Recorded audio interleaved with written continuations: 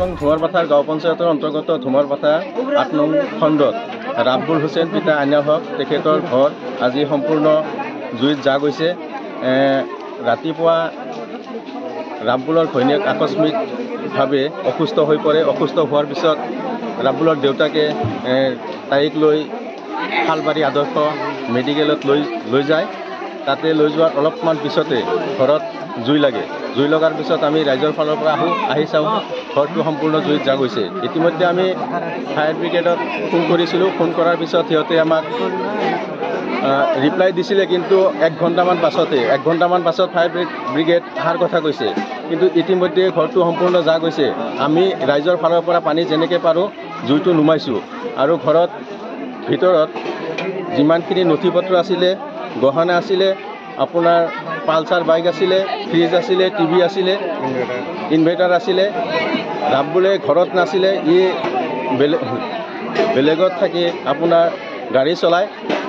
সেইকাৰণে ৰাইজৰ ফালৰ পৰা আমি এইখিনি অনুৰোধ জনাইছোঁ যাতে এই ৰাব্বুলৰ পৰিয়ালে, দুখীয়া পৰিয়াল, আৰ্থিক সাহায্য চৰকাৰৰ ফালৰ পৰা দিয়ে এইখিনি, আৰু লগতে যিখিনি নথি পত্ৰ গৈছে এইখিনি যাতে অতি সোনকালে ওলাব পাৰে, বাহিৰ কৰিব পাৰে নথি পত্ৰখিনি। এইখিনি আমাৰ ৰাইজৰ ফালৰ পৰা অনুৰোধ থাকিল।